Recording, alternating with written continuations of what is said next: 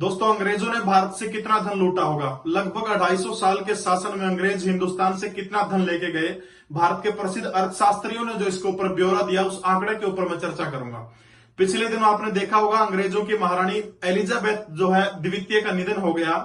अब एक दिलचस्प बात आपको बताता हूं। महारानी ने हिटलर को देखा, जापान के ऊपर परमाणु हमले को देखा, चीन का बायो वेपन देखा, लेकिन महारानी ने नहीं देखी एक चीज, और वो चीज थी एचएसएससी सीईटी का एग्जाम। खैर, मलाल तो होगा महारानी का को काश की ये सीईटी का एग्जाम जो है मैं देख पाती, लेकिन क्या करें, कोई इलाज नहीं है। खैर, महारानी के मरने से अंग्रेजों को बहुत सारा नुकसान हुआ है। यूनाइटेड किंगडम जो है वहां के लगभग 4.5 बिलियन स्टर्लिंग जो नोट जो है उन नोट को चेंज करना पड़ेगा। बहुत सारे देशों की मुद्रा बदल जाएगी, जैसे कनाडा है, ऑस्ट्रेलिया है, न्यूजीलैंड है, ब्रिटेन है। इन देशों की मुद्रा के ऊपर जो महारानी का फोटो जो था हटके इंग्लैंड का जो नए राजा बने हैं उस राजा की जो है फोटो आ जाएगी। अब उसी सवाल के ऊपर मैं आता हूं कि अंग्रेजों ने हिंदुस्तान से कितना धन लूटा होगा। जी हाँ, भारत के ऊपर एक मुगल बादशाह थे जो शासन किया करते थे, जिनका नाम था मोहम्मद जहरुद्दीन बाबर। बाबर जो है, बाबर ने मुगल वंश की स्थापना की थी। उसके बाद ठीक एक चौथा राजा वहां पर आता है जिसका नाम है नरूद्दीन मोहम्मद जहांगीर। एक दिन क्या होता है, जहांगीर का जन्मदिन होता है और जहांगीर के जन्मदिन के ऊपर उसको सिक्कों से तोला जा रहा है। और ये नजारा देख रहा है एक अंग्रेज, जिस अंग्रेज का नाम टॉमस रो है। इतिहास में आपने पढ़ा होगा। टॉमस रो बिल्कुल पास के अंदर बैठा, वो देख रहा है कि शहंशाह यानी जो राजा जो है जहांगीर जो है, जहांगीर को सोने के सिक्कों में तोला जा रहा है। एक साइड जहांगीर को बैठाया गया है, दूसरी साइड सोने के सिक्के रेशमी थैले के अंदर रखे हुए हैं। और वो सिक्के, जब उनका वजन जो था लगभग 250 पाउंड था, और 250 पाउंड के लगभग सोने के सिक्के निकाल करके गरीबों के अंदर बांटने का काम किया था। ये देख करके टॉमस रो हैरान रह जाता कि हिंदुस्तान के अंदर कितनी दौलत होगी जब एक बादशाह के वजन के बराबर सिक्के तोल करके गरीबों में उनके जन्मदिन के ऊपर बांटे जा रहे हैं।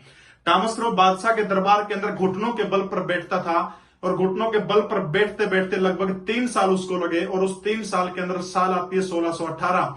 उस 1618 के अंदर क्या करता है कि सूरत में व्यापार करने की अनुमति टॉमस रो यानी ईस्ट इंडिया कंपनी को मिल जाती है। अब इस घटना के लगभग 300 सालों बाद अंग्रेजों ने भारत से कितना धन लूटा होगा? इसके पीछे एक और आंकड़ा मैं आपको बताता हूं कि लगभग हिंदुस्तान के ऊपर जब अंग्रेजों का शासन विधिवत रूप से शुरू हुआ, यानी एक तरह से मैं कहूं कि 1757 से लेकर के 1947 तक हिंदुस्तान के 3 करोड़ लोगों को अपने हाथ धोने पड़े, यानी 3 करोड़ लोग जो हैं वो मारे गए थे अंग्रेजों के शासन के दौरान। दूसरी महत्वपूर्ण चीज आपको एक बात बताता हूं, आलमगीर मोहम्मद औरंगजेब का नाम आपने सुना होगा। औरंगजेब के जमाने में हिंदुस्तान की जीडीपी का आकलन एक दिन मैंने किया, तो आपको जानकर ताज्जुब होगा कि दुनिया की जीडीपी का 1/4 भाग यानी लगभग 22.5% दुनिया का उत्पादन हिंदुस्तान के अंदर होता था। ये पैसा जो है यानी लगभग 1/4 हिस्सा जीडीपी का केवल हिंदुस्तान से जाता था। यानी और दूसरी तौर पर अगर मैं इंग्लैंड की देखूं तो इतना गरीब देश है कि उस दौरान, यानी मैं औरंगजेब के जमाने की बात कर रहा हूं जो 1707 में मरा था। औरंगजेब के जमाने में अगर मैं इंग्लैंड की बात करूं तो ब्रिटेन की बात करूं तो दुनिया की जीडीपी में उनका जो योगदान था मात्र 2% था। हिंदुस्तान का योगदान 22.5% था।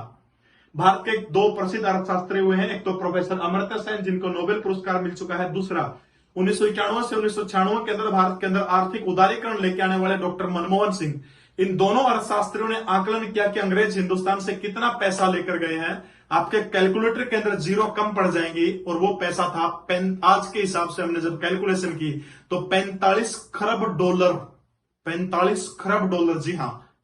ये पैसा अगर मैं आपको शुद्ध भाषा के अंदर, देसी भाषा के अंदर बताने का काम करूं तो हिंदुस्तान के अंदर जितने हॉस्पिटल हैं, जितने स्कूल हैं, जितने मंदिर, मस्जिद, चर्च, गुरुद्वारे, ये सारे के सारे तोड़ करके दोबारा से नए बनाए जा सकते हैं।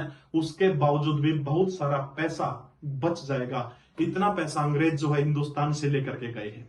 आपको एक और आंकड़ा बताता हूं, 1739 के अंदर हमारे हरियाणा के करनाल के अंदर एक युद्ध हुआ था जिसको हम करनाल के युद्ध के नाम से देखते हैं।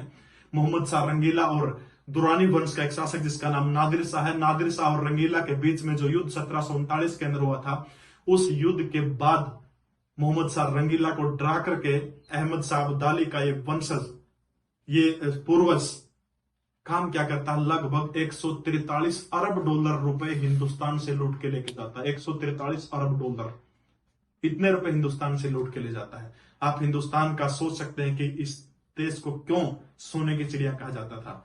खैर, समय की बात है।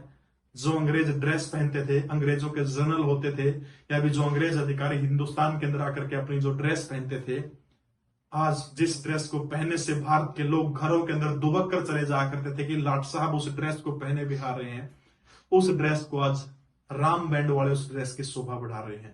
ये समय की बात है। तो दोस्तों, आपको स्टोरी कैसी लगी कमेंट। भारत माता की